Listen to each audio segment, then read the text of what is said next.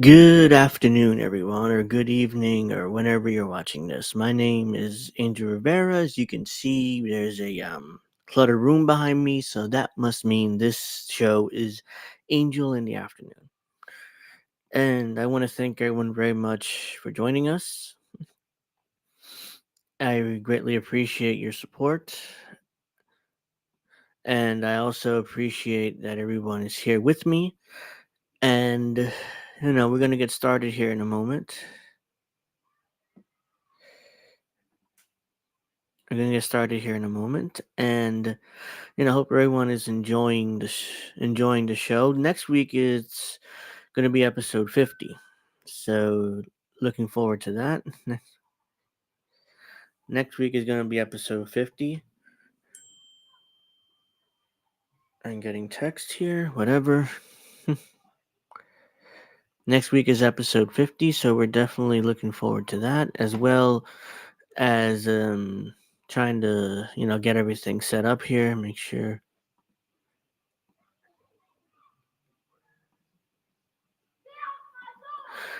Next week is episode 50, and we're gonna get started here in a minute. It's just that I had to make sure everything is ready to go before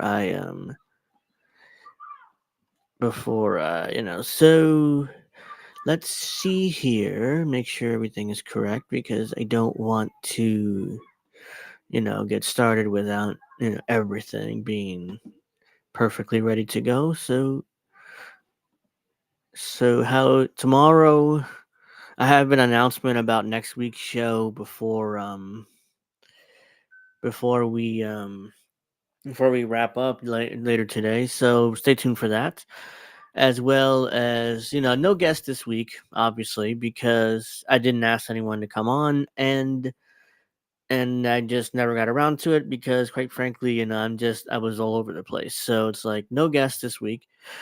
So I hope everyone is going to enjoy the show without a guest. So let's get started. And I haven't shaved yet, but I didn't get a chance to shave. Been so busy today that is like fuck shaving. Hey, Witchy, thank you for joining me. Make sure if you haven't already, make sure you like. That'll help. That helps a lot. So let's get started. I don't know why it does that. There you go. So we're gonna get started with this story real quick. The Justice Department held plea discussions with Assange. So allegedly, the Department of Justice is trying to get negotiating a possible plea deal for Assange. The Justice Department had preliminary discussions about a plea deal with Julian Assange's attorneys at one point in the case against him over his alleged mishandling of classified material through a deal is either imminent or nor assured, according to the person briefed on the matter. Such discussions are a routine feature for criminal cases, and there haven't been recent talks about plea and WikiLeaks founder case. There is not currently an official plea deal from U.S. prosecutors. We've been given no indication the Department of Justice intends to resolve the case, and the United States is continuing with as much determination as ever to seek his extradition. Excuse me, on all 18 charges, exposing him to 175 years in prison. Barry Polak, an attorney for Assange, said. Justice Department declined to comment. The case against Assange was sealed in 2019. Hey, Matt, thank you for joining the stream. Make sure you give me a like if you haven't already. Helps a lot with the stream. And what was I saying? Oh, yes, the case against Assange was unsealed in 2019 in connection with publication of thousands of documents containing military secrets and other sensitive information leaked by an Army intelligence analyst, aka Chelsea Manning. Assange may soon have to face the U.S. justice system and charges under the Espionage Act after years of him fighting extradition. He is currently being held behind bars in the United Kingdom, awaiting a ruling on whether he'll be allowed to appeal an UK decision to extradite him to the US.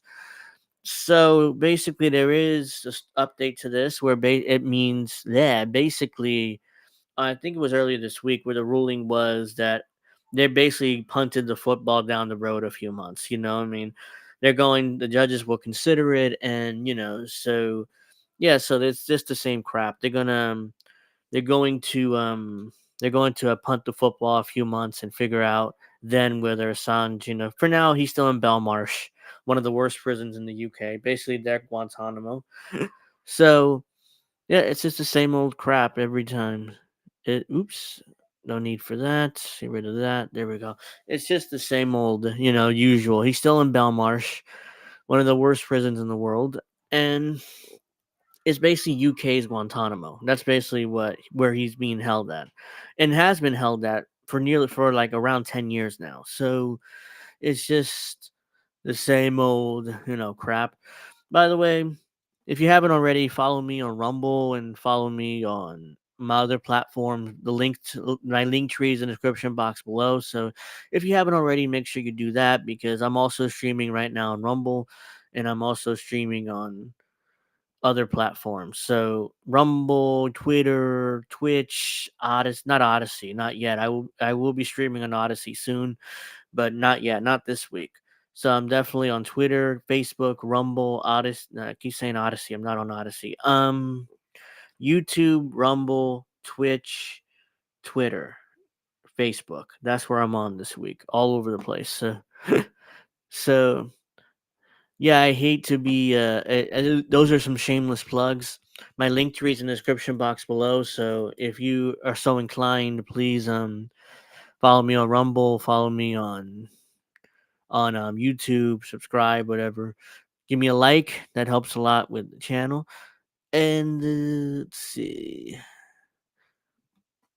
Oh, oops! I should have probably saved that, but I didn't. But yeah, so that's Julian Assange's case. I'm gonna play a video real quick after the goddamn ads play because YouTube has ads for some reason. So yeah, let's just watch this real quick. If I bother to share the screen, that'd be nice. There we go. And it's like 3 minutes long, so shouldn't be long. The judgment utterly bizarre. The whole case is an attack on public interest journalism. The United States must give assurances that Julian Assange will not face the death penalty before judges will consider Oh, dismissing. he'll face the death penalties. I mean, you can't trust the United States. They're like, "Oh yeah, don't worry, we won't pursue the death penalty." As soon as they get him in the United States, "Oh yeah, let's pursue the death penalty." You can't trust the American government. I mean, if the UK government's just going to take the Americans' word for it, I mean, they're just either idiots or they're willfully not looking at the history of America. Dismissing the WikiLeaks founder's bid to bring an extradition appeal, the High Court has ruled. Assange faces prosecution in the US over an alleged conspiracy to obtain and disclose national defense information following the publication of hundreds of thousands of leaked documents relating to the Afghanistan and Iraq wars. In a January 2021 ruling, then District Judge Vanessa Baraitser said that Assange should not be sent to the US, citing a real and oppressive risk of suicide, while ruling against him on all other issues. Later that year, US authorities won their High Court bid to overturn this block, paving the way towards Assange's extradition. During a two-day hearing in February, lawyers for the 52-year-old asked for the go-ahead to challenge the original judge's dismissal of other parts of his case to prevent his extradition. In a judgment on Tuesday, Dame Victoria Sharp and Mr. Justice Johnson dismissed most of Assange's legal arguments, but said that unless assurances were given by the United States, he would be able to bring an appeal on 3 grounds. These assurances are that Assange would be protected by and allowed to rely on the First Amendment, which protects freedom of speech in the US. In addition, that he's not prejudiced at trial due to his nationality. And finally, that the death penalty is not imposed. The judges said the US authorities had 3 weeks to give those assurances, with a final hearing potentially taking place in late May. Speaking after the judgment, Late May, the final hearing on this. So he's looking at 2 months in Belmarsh before there could be a final resolution, maybe. So he's been there nearly 10 years at this point, and he's looking at least 2 more months, and maybe longer, depending of how long, if there's the UK courts allow an appeal. So the Australian's wife, Stella Assange, described the ruling as astounding and utterly bizarre. The United States is bringing a case based on a persecution of a journalist for his political opinions. He expresses his political opinions through his publishing work. And rather than ask for a political intervention from the US government, the British courts should just have thrown out this case because it criminalizes journalism. And that is the takeaway here, really, when you're looking at the decision today, that they have gone to the heart of it, and it is Article 10, the First Amendment, freedom of expression, that is at issue. U.S. assurances are not worth the paper that they are written on. The United States. Now that's 100% true. You can't trust the U.S. government in any assurances or claims that they may or may not make. Of course, is a country that has plotted to assassinate and kidnap Julian, a publisher, in order to silence him. The United States, under CIA Director Mike Pompeo, discussed at the highest levels of the administration in the White House plans to assassinate and kidnap Julian. This case comes about as a result of those discussions. The United States and the CIA were hatching plans. Mike Pompeo told his workers at the CIA in Langley to elaborate plans about how to go about killing Julian. I find the judgment utterly bizarre. The whole case is an attack on public interest journalism. For GB News, I'm Joe Wilmot. All right, yeah, so my takeaway is you simply cannot trust the United States at all. That's if the UK courts are just, hey, Retro, thank you for joining me. Thank you. Happy Friday to you too. Please give me a like if you haven't already. But my takeaway is that whatever assurances that the American government's going to give the UK courts, the UK courts shouldn't trust them. You know, I mean, the UK has banned the death penalty, and one of their points is that as long that they'll extradite them if they don't pursue the death penalty, which they will. I mean, it's a near certainty that they will, no matter what assurances or what they tell the UK courts. It's a near certainty that the United States government is going to pursue the death penalty against Assange. So it's just completely absurd.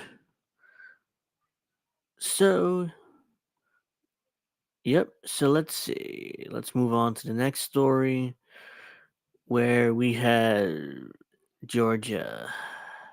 Move on to Trump and the Georgia case real quick. Let's do that. Whoops. ABC News article. Let's get to this, and then I'll give you my thoughts. Prosecutors say Trump's team trying to rewrite indictment and bid to dismiss the Georgia case.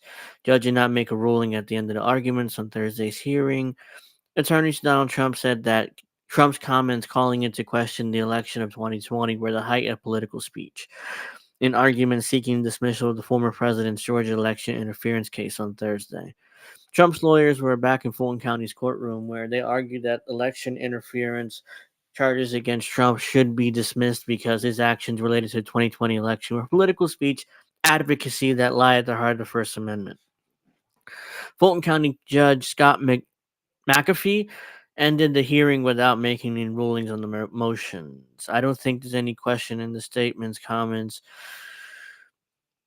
I don't think there's any question that statements, comments, speech, expressive conduct that deals with campaigning elections always been found to be at the zenith of protected speech. Trump's attorney Sadow argued, saying that even if Trump's statements were false, they're protected as a valuable contribution to public discourse. The only reason it becomes unprotected in the state's opinion is because they call it false. Prosecutor says that the former president's speech was a part of a conspiracy to commit crimes. It's not just he lied over and over again. It's that each of those was employed in part of criminal activity or criminal intentions. It would be nice if they actually be able to prove that.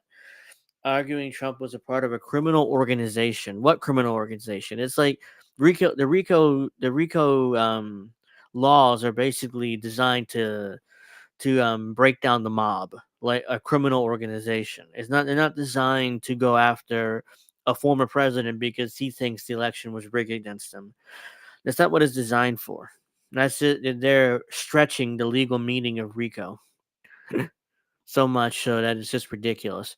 It's not that the defendant had been hauled into a courtroom because the prosecution does not like what he said. What he is not allowed to do is employ speech and expression and his expression and his statements as part of a criminal conspiracy to violate Georgia's RICO statute.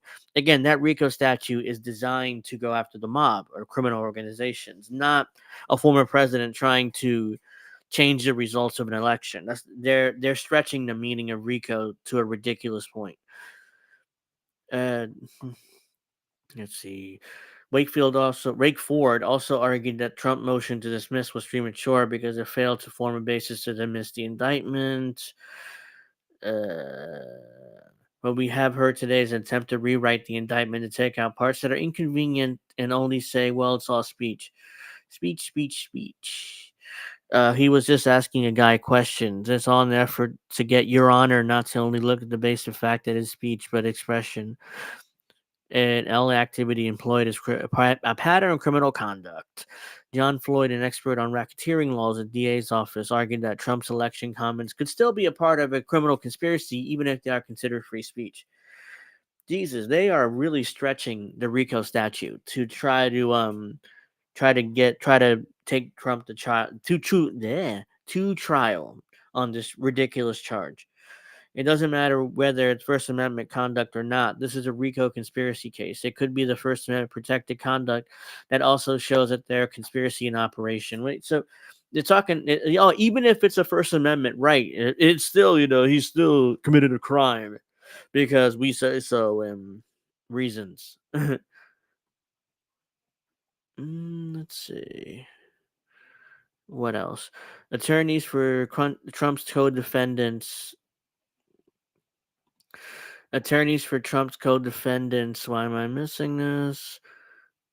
Former Georgia Republican Party Chair David Schaefer, meanwhile, asked the court to strike several phrases from the indictment, including duly elected and qualified presidential electors, lawful electoral votes, and false electoral college votes. Schaefer's attorney, Craig Allen, also argued that so-called fake electors cannot be defined as public officers. Just because the fact that they are nominated by their party does not make them a public official. This particular count is flawed for the very purpose of these electors cannot, under Georgia law, be public officers. Let's see. Hi, Peter on Rumble. Thank you very much for joining me. Make sure you like if you haven't already. Helps a lot. Let's see. So, what else? By law, they cannot be. I already read that part. The prosecutor at the DA's office argued that anything that purports to be someone acting by the authority of the government is a public officer. Does not have to be a real public officer. It doesn't have to be a state officer. Anything that purports to be someone acting by the authority of the government is a public officer. And that's certainly what presidential electors do. So presidential electors are elected by the legislature in order to vote in presidential elections. Those are not public officers. It's like it's a mayor or a legislature or a governor or something like it. It's again, they're stretching the meaning of public officer in order to what word I'm looking for, in order to justify the indictment. Julian also sought to have the term fake elector removed from the indictment, saying that they want to have ingrained in the minds of the community and the jurors a concept that if you're not a Democratic elector on December 14th, then you are a fake elector. That's a pejorative term, not necessarily for the charges, and should be stricken. Yeah, I mean, they want to use fake elector in order to poison the jury against Trump and his alleged co-conspirators. So that should be stricken, because they are obviously trying to poison the jurors, to assume that Trump is guilty. Because, he used fake electors. They could use the word alternate electors, but no, they use fake for a reason. The phrase fake elector does not exist in this indictment. The prosecutor responded. The hearing in Fulton County marked the first time the parties in the case returned to court since the failed disqualification effort against Fulton County District Attorney Fani Willis. Trump and several co-defendants in the case received permission last week to appeal that decision. So it is possible that Fonnie Willis could still be disqualified from the case if they're going to. The Trump people are most likely going to appeal this and try to get her disqualified again. Trump himself did not attend the proceedings. Trump. Why am I missing? Oh, here we go. Trump. Pneumococcal pneumonia. Come on. I already got a pneumonia vaccine, but I'm asking about the added protection of I'm Prevnar hearing 20. something If you're that I 19 or older can't with figure certain out where chronic it's from. conditions like asthma, It's like a diabetes, commercial for some COPD, or reason. heart disease, But I or can't are find 65 or older, you are at where the increased hell is risk it. for pneumococcal pneummonia. Prevnar 20 Probably is here in this ABC article. in but adults to help infections from 20 can't see strains it. of bacteria that cause pneumococcal pneumonia in just If you one guys dose. can't hear it, fuck Don't it, get I'm gonna Prevnar continue. 20 if you had a severe allergic Because reaction to the I vaccine have or its no idea where ingredients. this ad is Adults with playing in my weakened immune ears. systems may have a lower The response to hearing the from the Fulton vaccine. County, The Georgia most common case, I side read that effects were part. pain Trump and swelling himself at the and injection Trump and site, 18 muscle others pain, did not fatigue, headache, pleaded and not joint guilty pain. last August. I want to be on able to charges keep my of plans. engaging in I don't want to risk racketeering ending up in the indictment. hospital with pneumococcal pneumonia. That's why I chose For alleged Prevnar efforts to 20. overturn the 2020 Ask your presidential doctor or election pharmacist about in the the state Pfizer of Georgia. vaccine Four for defendants pneumococcal pneumonia. subsequent Welcome back. Beyonce's country music album took a plea Cowboy deal Carter is in finally out. exchange for Fans around the testifying world against are other celebrating. defendants. Earlier this The month, Judge superstar's McAfee latest dismissed project 6 of the could counts blaze a against Trump trail and his for other black co-defendants female for artists to follow. soliciting And the it's oath shining of a a light public as well officer on the due to a rich technical history of fault in those the who've come indictment. before her, McAfee featuring ordered artists Thursday, like Dolly Parton, Thursday's Willie hearing to Nelson, consider 3 and Linda motions from Martell, lawyers for who Trump was, and by the Schaefer way, the related first to black dismissal female of the solo indictment. artist to play at the Grand Blah, Ole blah, Opry. basically, it's all ABC's legal Janae stuff. Norman with more. I need to get rid of this ads. Here we go. Because I couldn't take it anymore. Yeah, basically they're continuing the case against Trump for no apparent reason. And again, like I said, other weeks past, some other guests I've had over the weeks, it's simply put, they want to. There's a desperation to keep these cases against Trump because Trump is, this is the only thing they have left. The only thing they have left against Trump because there's nothing else.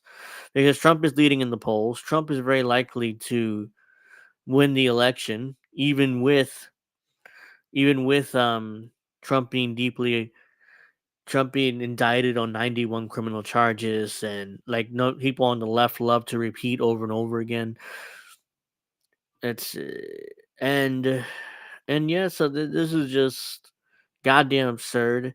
It's a waste of time, and don't even get me started on the New York case where Letitia James is trying to seize Donald Trump's properties. That's a whole other thing, which I'm going to get to in a minute. I'm about to nearly like choke on my spit for some reason.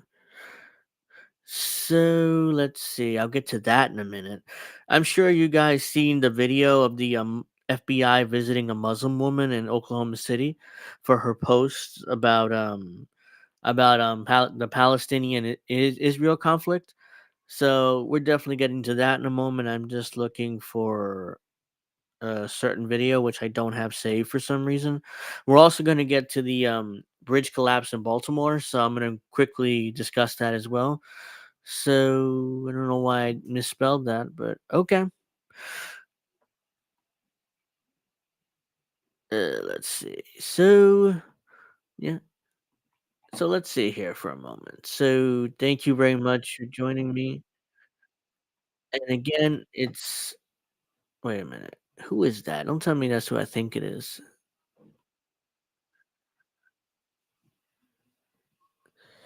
Oh, that's interesting. I'm not going to play that because I don't want to deal with this fucker. I'm talking about Brian Taylor Cohen, that partisan hack on Twitter. I just had a video of his play on my ears again, and quite frankly, I don't want to have to deal with that fucker because he is a complete Democrat Party hack, like to the point where it's just absurd. So let's see. I'm trying to find a video on Letitia James and Donald Trump, but I cannot find it for whatever reason. So let's see. So again, want to thank everyone for joining me. I'm now rambling, so I'm going to continue doing that. Hope everyone has already given me a like, and I hope everybody has a great weekend, because it's very important to have a great weekend. And all right, so I think this is not the one, but fuck it, I'm going to use this one. So, yeah, as you guys know, and New York the New York Court of Appeals basically ruled had that they reduced the bond from 175 for 400 million to 175 million. So Letitia James is not going to be able, most likely not going to be able to seize property, because Trump claims that he can pay this. So we'll see what happens there. And Trump has, I think, 60 days to pay the bond. So, or 30 days. So we'll see if he gets that bond paid. It's very likely that he'll be able to. But let's see. Oh, here we go. I'm sorry. I'm just trying to share my screen, and I'm struggling to do so again. So MSNBC, of course, have had a meltdown over this in the last few days, because they wanted Letitia James to be able to seize Donald Trump's properties. And I'm going to get to Frank Luntz, who's a Republican strategist on CNN, explaining how if Letitia James was able to seize Donald Trump's properties, that would basically guarantee an election win for Donald Trump. So I'm going to get to that in a moment. But first, I want to play this video real quick, because it epitomizes MSNBC's meltdown. I mean, they melted down, and they're very angry over this. Following this money trail with Donald Trump. There's so many money things happening with Donald Trump this week. There's a reduced bond that he does actually have to produce. And I'd love to know your thoughts on where you think he is there. Donald Trump is on paper many billions of dollars wealthier than he started the week, because his stock has started trading. And that's a really interesting story about how I forgot to mention that Trump took his social media platform, Truth Social, public. So there was an IPO, which is called an initial public offering, and Trump increased his net worth by like $3 billion because of that initial public offering. So Trump does have the money to pay his $175 million, or he will have the money to pay $175 million, even though he can't start selling that stock for 30 days, I believe it is. So Trump has, I believe, 60 days to pay this bond. So let's continue with that. About how that all came to be. And he's selling Bibles for $59.99. Start wherever you'd like, Suzanne. That's another thing. Hold on. I think I'll leave the Bibles. That's another thing. Donald Trump is now hawking Bibles for $60. So honestly, if you are a Trump supporter and decide to buy a goddamn Bible for $60, a mark is born every day, or a sucker is born every day. That's the real saying. But God bless, if people are willing to give them $60 for a Bible, whatever. I'm not going to sit here and judge people for it, but you are a goddamn sucker if you spend $60 on that Bible. For a little bit, maybe start with the bond. He has to pay a reduced bond, $175 million, and that's down from $450 million and change. So that happened earlier in the week. It seems like weeks ago, but I think it was just on Monday that hit, when the appellate court came down and said you can post a smaller bond. It doesn't mean eventually, if he's not successful on appeal, he won't have to pay the full thing, but the appellate court, they didn't give a reason for the reduction. But they said for now you can post that and move forward with the appeal. I don't know where he's at with the payment. I would have thought he might have moved a bit more quickly because he's clocking interest on that, but he's still got a few days to post it. And it feels like he'll come up with the cash somewhere. We don't know, but it feels like what the appellate court did sort of took some off. It's very simple. He come up with the money once he sells some of his stock in Truth Social. It's very simple, it's not, I don't know where he's going to come up with the money. It's Truth Social stock. He'll sell some of that, enough to cover the bonds. So oxygen, or sort of took a lot of pressure off of that discussion. Now, the one thing he can't do is he can't use the cash that or the book value that he's increased by this week because of his stock. But this was an interesting story. This is the Truth Social merged with a shell company, went public. He's got a lot of followers, a lot of people who are not typical investors or institutional investors who bought this thing. Stock was way up. Then it was just up a lot. Tell me about whether this has any relationship to his financial troubles and whether he can leverage that money at all. So we don't know where he's going to get the money from. He said that he's going to put up cash, but you can get cash from a lot of places. The True Social, it went public through this company, and it began trading on the NASDAQ under the ticker symbol DJT this week. But we don't know. It looks like right now he can't use his value of his shares, his equity in that, to meet the bond. But his shares are worth billions, but they're locked up until October.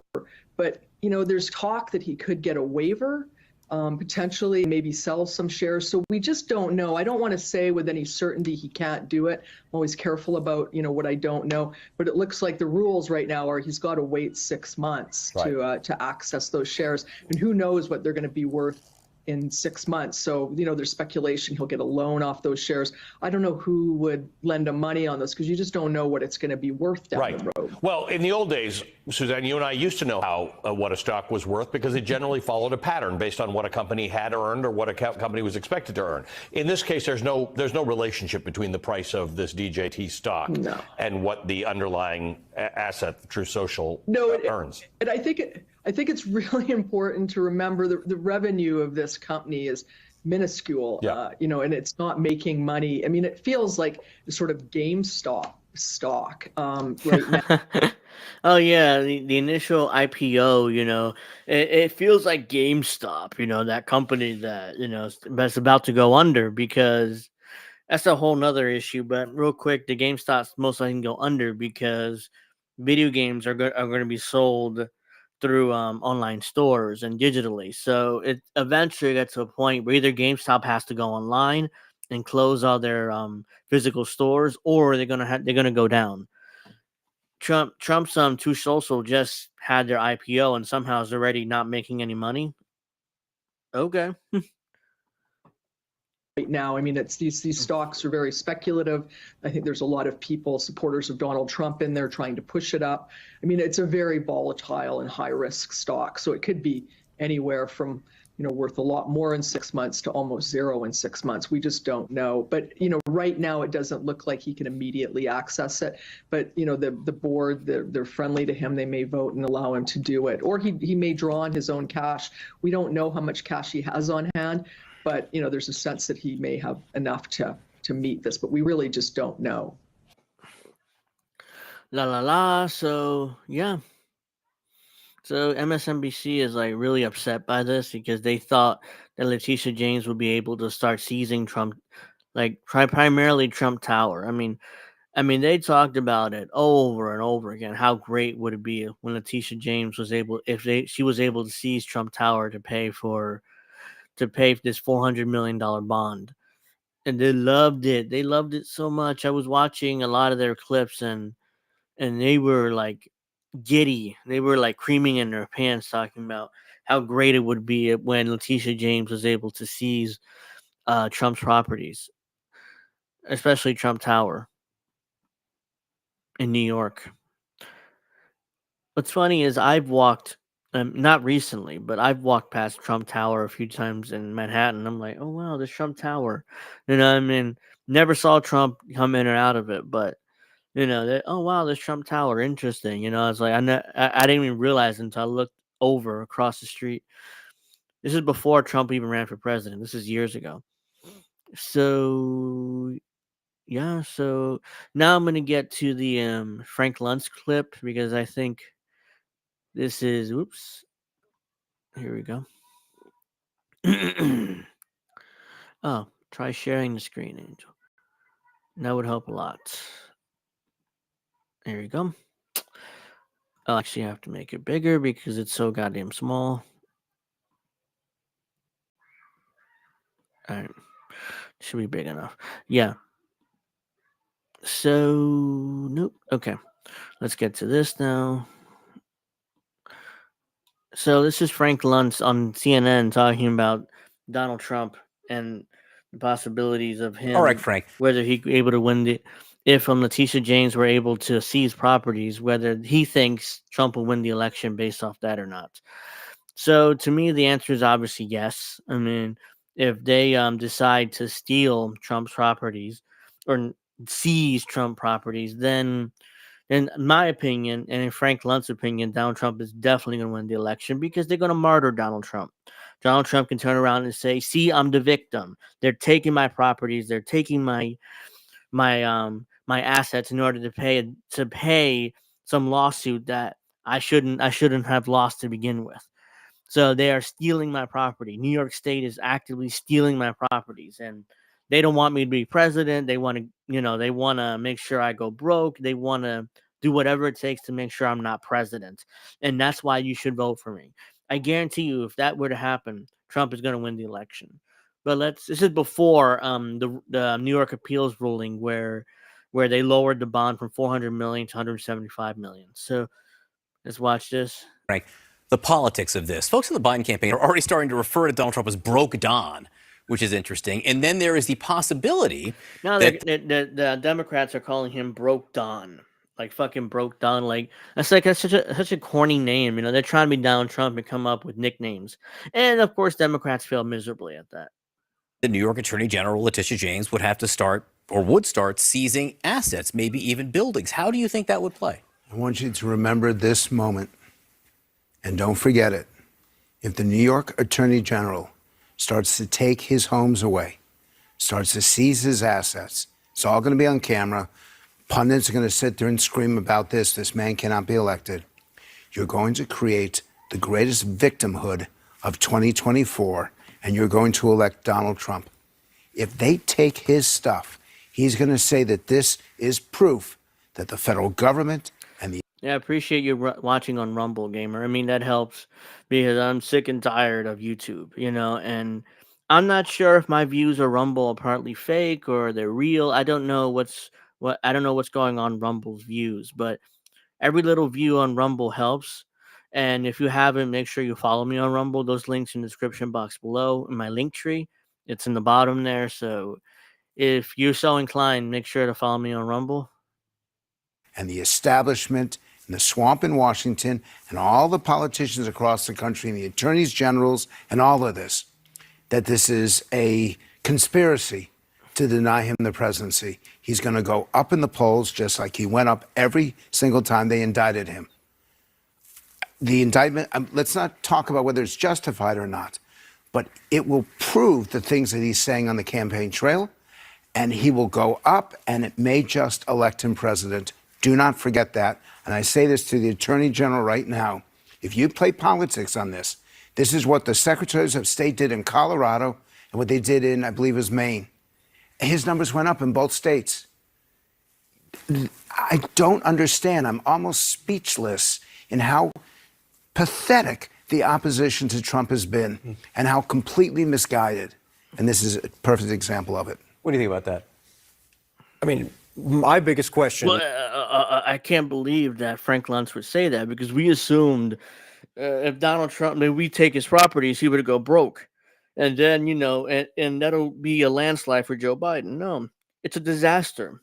It's a political disaster for the Democrats if they decide to seize Donald Trump's assets for reasons, because this lawsuit was nonsense to begin with. And before the trial even started, the judge ruled that Donald Trump was guilty. I mean, it's just one of the most absurd things I ever heard. I've never seen, at least unless there's other cases this happened before. But as far as I know, to my knowledge, I've never seen a case where a judge pre-rules that a civil case that the defendant is guilty of these crimes and now the trial is to decide how much money he actually has to pay. I've never seen that. And I was on a jury for a civil trial like years ago. And it was about insurance something. It was car insurance because there was an accident and this happened. This case is over, so I can talk about it. It was an accident and the insurance company wouldn't pay. So the lady and his attorney were suing the insurance company. And I don't remember what we ruled, but ultimately, we ruled in I believe was insurance. It was the insurance company, but again, I don't remember the details. It was around 10 years ago at this point. So yeah, I was on a civil jury before, and I've never seen anything like this in my life. So let's continue this. This is the beauty of Frank having his job, which I don't have, is because you're a fucking android. That happened. Well, you're talking about Maine, Colorado, when you're talking about what happened in a primary. And while I don't disagree with the optics, I've spoken to people inside Trump world who are saying, instead of bankruptcy, we sit in the peace. Come to Trump Tower, please. We'll have cameras there. We'll have that fight. We'll win that optics battle.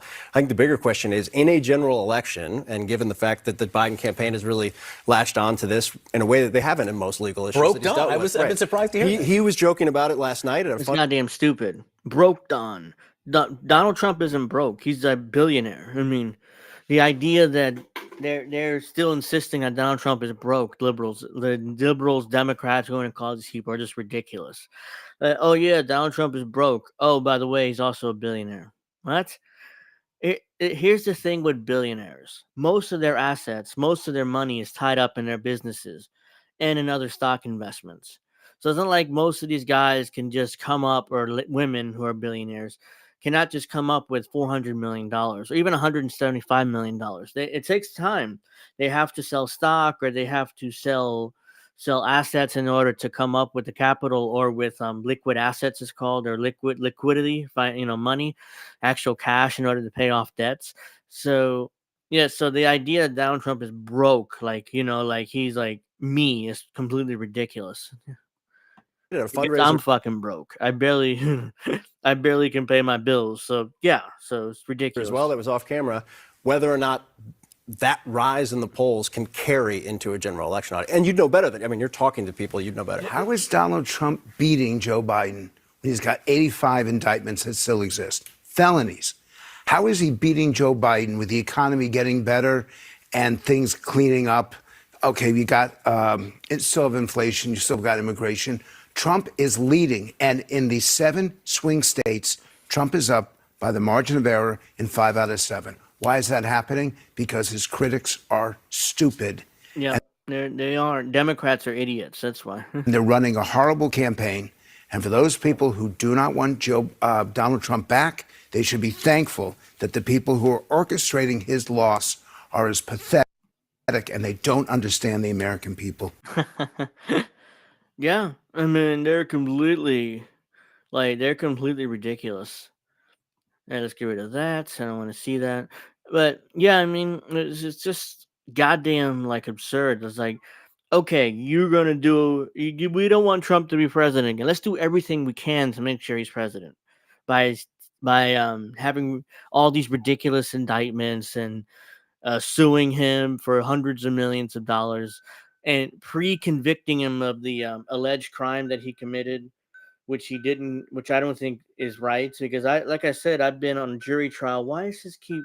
Oh my God, this watch drives me crazy sometimes.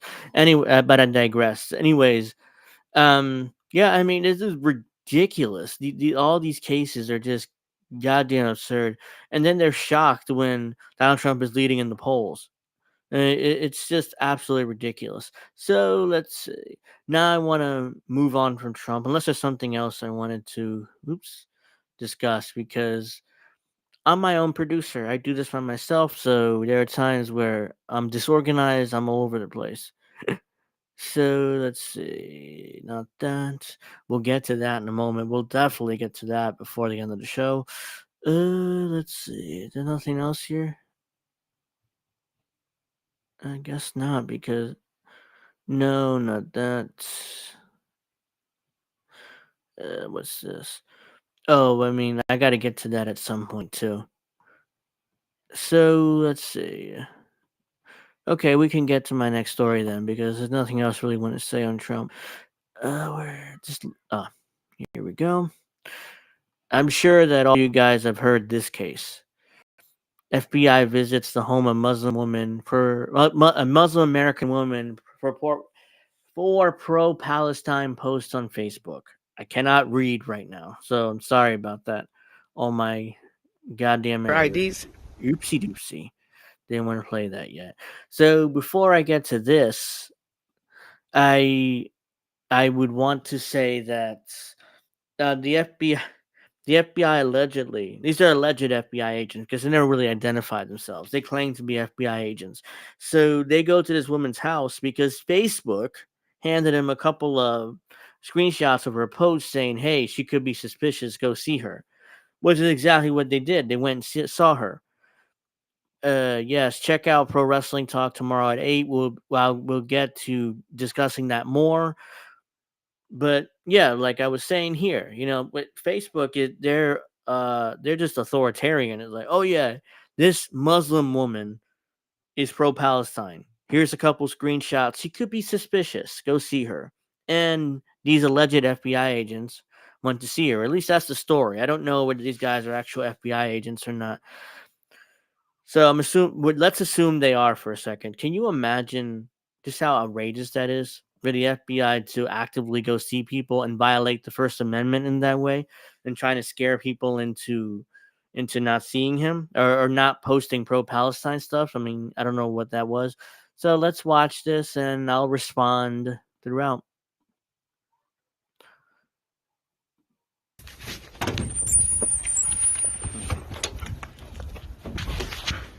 Can we just move in front of the house so the dogs don't go crazy? Sure we can, yeah.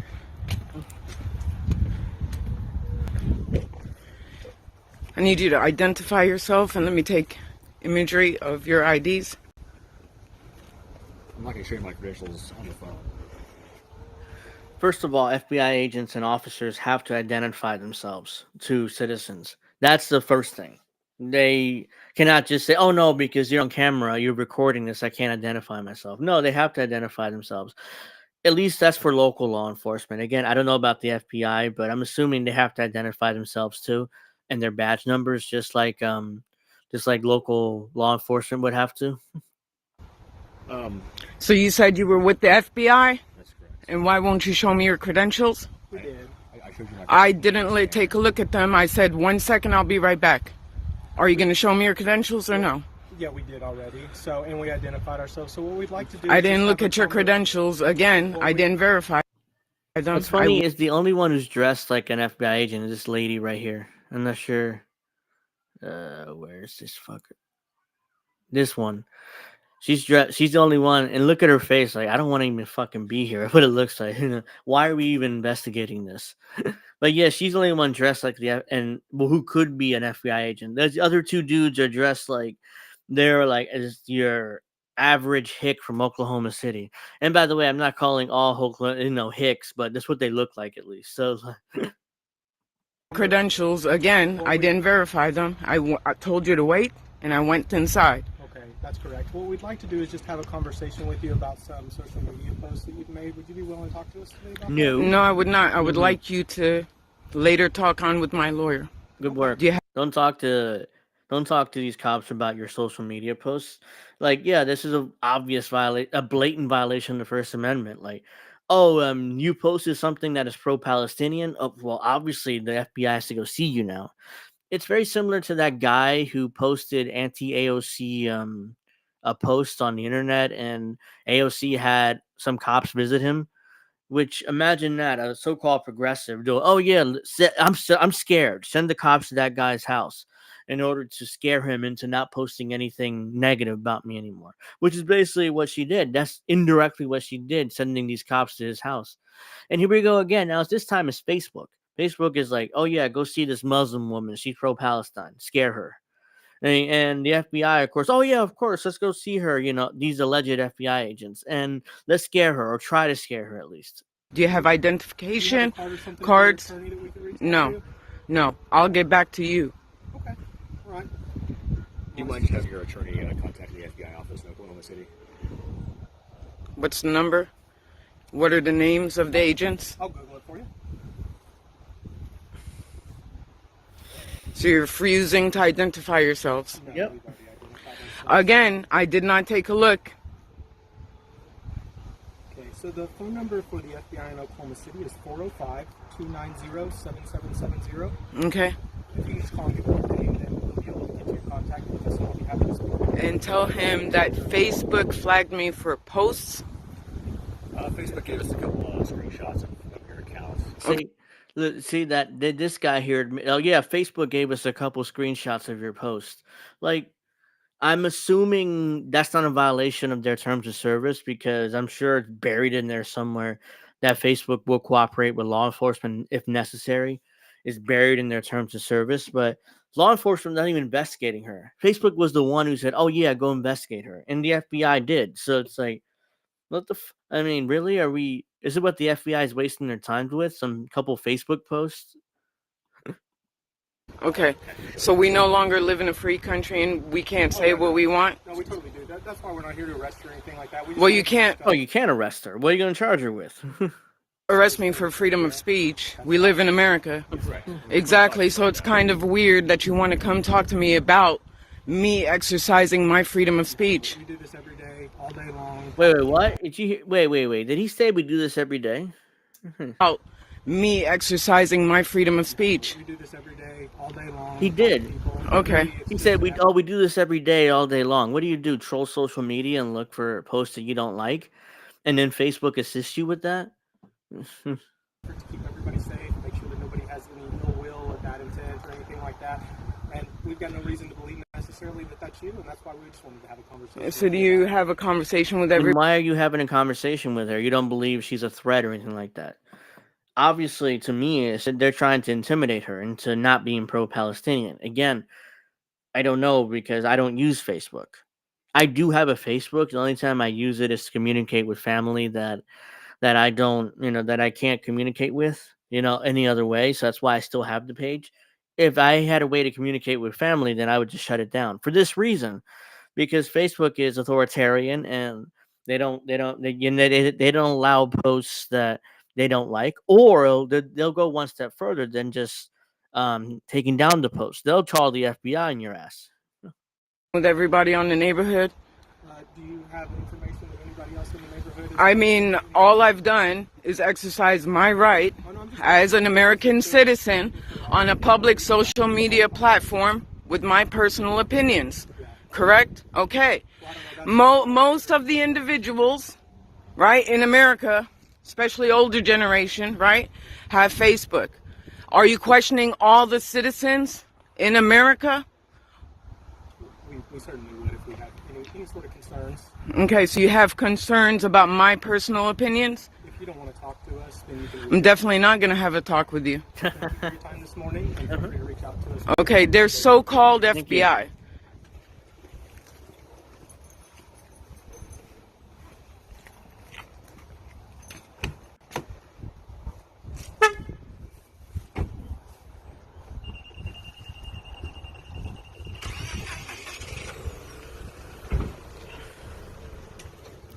All right, so she does get their license plate. And there it is. What's weird is it's not a federal. Wait, what does that say? That's I can't tell. Yeah, I can't really tell what that says. It doesn't look like a federal government plate though, which is weird. It says, what the hell does it say? If you're from Oklahoma City, anybody, is that a federal plate or is that an Oklahoma City plate? Or Oklahoma plate? 'Cause I can't tell. Looks like it says Oklahoma there. So I'm not sure what it says on top, but it definitely says Oklahoma. Is this Oklahoma plate or is this a federal government plate? Yeah, I'm not sure if anybody in the chat or watching happens to be from Oklahoma or lives in Oklahoma. So I can't tell whether that's a actual license plate from Oklahoma or Oklahoma. Let me look it up. Oops, license plate. Here we go. Oh yeah, it's definitely Oklahoma license plate. It's not a federal plate. So let me show you this real quick. Oh God, stupid. Hold on, give me a minute here.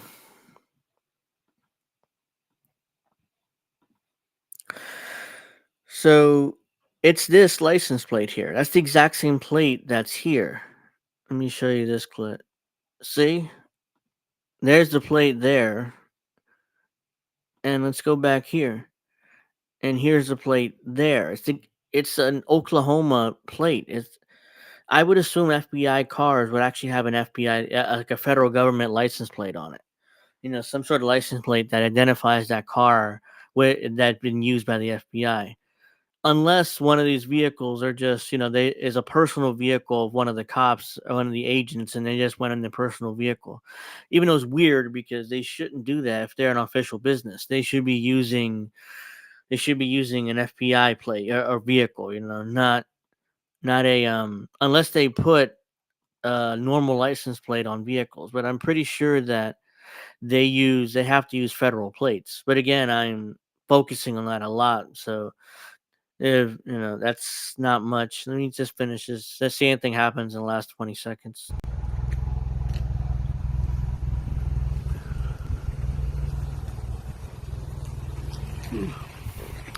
This is Rola Abdeljawad in Stillwater, Oklahoma. This is America. Yeah, Steph said in the chat, it's like a Gestapo. Jeez, I can't even speak again. So, there you go, ladies and gentlemen. In the United States of America, you have FBI agents coming in and interrogating or attempting to interrogate people over their Facebook posts because Facebook sent them there. Not because the FBI is trolling social media and going to Muslims' houses in order to scare them. No, Facebook said, hey, she's pro-Palestinian and she's Muslim. So go speak to her possibly about being a terrorist or something, so let's, have a chat with her. And the FBI is like, oh yeah, of course, we're gonna have a chat with her. Yeah, hell yeah. So let's see. There's one more thing I wanted to bring up today. Where is it? So as you guys know, the bridge collapsed in Baltimore. Actually, didn't collapse. A ship crashed into it and it fell apart. So here we go. Baltimore bridge crash, cargo ship is missing 2 minutes of data prior to collision. Oh, well, this is another thing that's happened. Apparently, they're missing 2 minutes of data prior to the collision. So, yeah, Steph says Facebook can afford their own undercover cops. Yeah, so it's weird that they're sending FBI, or allegedly they're FBI. They could be working for Facebook directly. So, yeah, let me try actually doing that. So they're missing 2 minutes of data from there. So there's 2 minutes of data missing. So we don't know really what happened. So here we go with the government actively trying to cover something up, most likely. I don't know how much we're going to watch of this, so we'll see. Information from the Dolly's Voyage data recorder was successfully recovered on the morning of the accident by the U.S. Coast Guard. It was provided to the NTSB upon our arrival. Approximately 6 hours of VDR data was provided to the NTSB. The recording included the time period from midnight to 6 a.m. By regulation, the VDR is required to record 30 days of history, and the NTSB is continuing to obtain more data. The times expressed below, as recorded by the VDR and converted to local Eastern Daylight Time. All information is preliminary and subject to final validation. The VDR data is comprised of audio from the ship's bridge, as well as recordings from the ship's VHF or very high frequency radios. The quality of that audio varies widely because of the high levels of background noise and alarms. Additional analysis will be performed at the NTSB's lab to filter out the audio and improve its quality. Additionally, the VDR recorded limited sensor data. An example of that data recorded includes the ship's speed, engine RPM, ship's heading, and rudder angle, as well as some alarm information. NTSB engineers are working to identify and validate all of that data. The VDR recorded the ship's departure from Seagirt Marine Terminal at approximately 12:39. It recorded the ship's transit outbound in the Fort McHenry Channel and the striking of the French. I'm bored by this. Basically, they're missing 2 minutes of data, and it's right before the crash, so we don't know ultimately what caused the crash. So, yeah, I'm quite bored by that. So, that's not the video I was looking for anyways. I don't know why I saved that one. Like, that's the one I wanted to play on the show. So, let's see. There's another one I wanted. I don't know why I don't see it. Excuse me. Oh, God, I'm tired. So let me see. Baltimore. I might not have saved it as usual. I mean to do. Oh yeah, let me definitely play this video later today or for the show, and I never saved it because for reasons.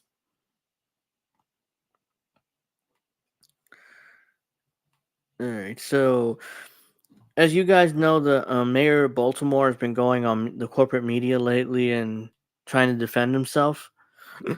Because after his administration, this happened on his watch.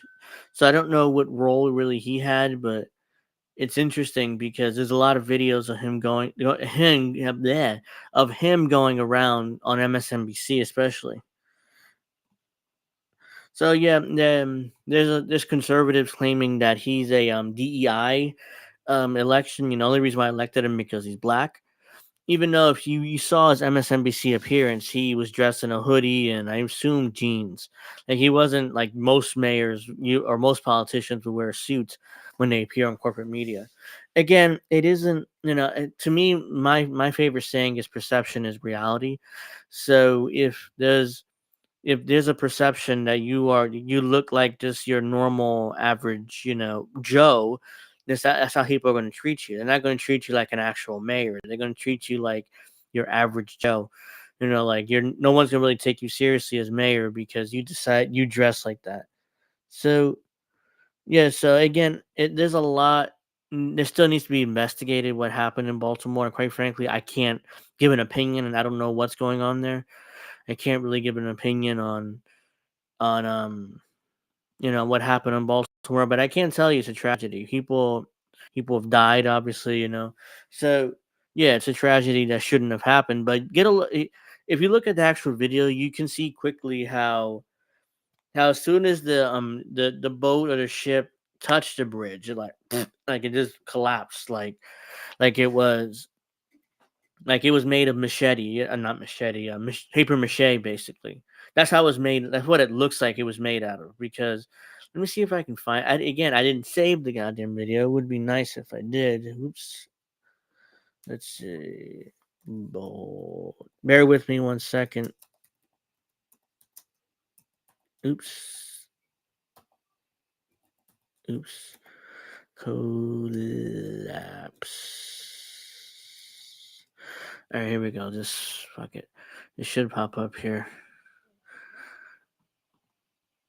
Reacted thinks the bridge was exploded like Building 7 on 9/11. I would not be surprised. I mean, Building 7, was if you know your 9/11 conspiracy theories, it's obvious. Like there was no fire, as far as we know, no structural damage, and somehow it went down like that. Like usually when a building collapses straight down like that, it's because of controlled demolition. It isn't because a plane crashed into it or there was fire damage. Because fire damage would just if there's collapsing, it won't collapse like this. I'm not an engineer, but I'm pretty sure it won't collapse like this. Like it will kind of collapse like that, or part of the building will collapse, not the whole building, like the way it did. So let's see.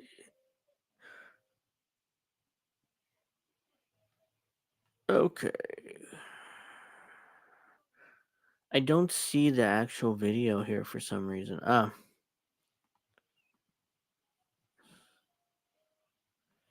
This is interesting because I want to show you this.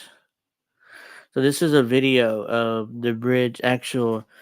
And if you look, the ship it starts here, then it goes back and kind of like crashes into it. Looks like kind of on purpose.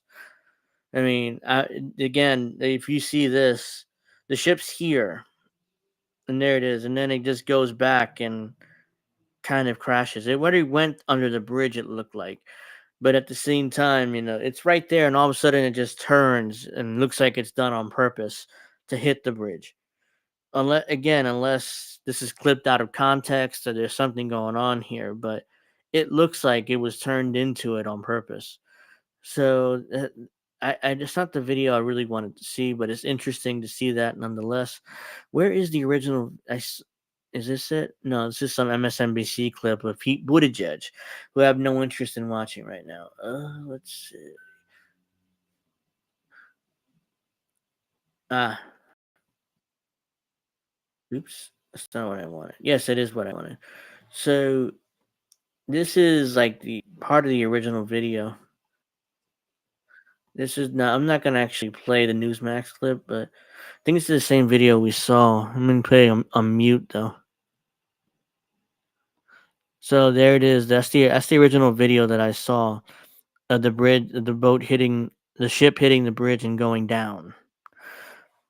So yeah, I don't really care about the rest of this. So let's get rid of this. Oops, get rid of that. There we go. So let's see here. Oops, that. That. Yes, I know my mouse is dying. Thank you very much. But yeah, I mean, I have nothing else really to discuss tonight. So I'm guessing I'm going to wrap this up because I don't want to, take up too much of your guys' time. So tomorrow night, whoops, the hell did I do that for? Well, tomorrow night is Pro Wrestling Talk, 8 p.m. Eastern. So check us out tomorrow. We will be talking about some wrestling again. And so make sure you check that out on YouTube, Rumble, Twitch, all my channels. We'll be all over the internet tomorrow. Twitter. So get rid of that. So we'll be all over the internet. I'm not sure if Steph is still in the chat or not, but next week it is WrestleMania. So I'll quickly go through this. We'll probably have to do the show on Friday instead of Saturday. I'll discuss it with her later, and maybe we'll have an announcement tomorrow night, but most likely we'll be ended up doing the show Friday night at 8:00 or 7:00, depending on what time she's able to do it. And we'll kind of preview WrestleMania 40. So yeah, I just wanted. I'm not sure if you heard me, but I was discussing next week because next week is WrestleMania, so we'll not be able to do the show. Yeah, we'll not be able to do the show on Saturday. So I'm thinking I'm pretty sure you should be okay with this. If not, but I'm sure we'll do the show on Friday at 7 or 8:00 whenever you're able to, instead of Saturday, because Saturday's WrestleMania. So for Angel in the afternoon, I'm not sure yet whether I'm gonna do the show beforehand at around 6 or 6:30, or I'm gonna do the show on Monday. So we'll see about that right now. So yeah, I'm just gonna wrap up now. I got nothing else really to talk about. I want to thank everyone for watching. Please like, please subscribe, all that other good stuff. And I want to thank everyone for watching. And I'm gonna see you guys next week or Monday, whenever episode 50 is. It is episode 50 next week, a special episode. It's a milestone episode, so I'm gonna have to plan something special. Maybe have some guests, maybe bullshit around and shoot the shit and talk about random shit, or but that'll be announced later in the week or next week. So I want to thank everyone for watching, and I'm going to see you guys next time.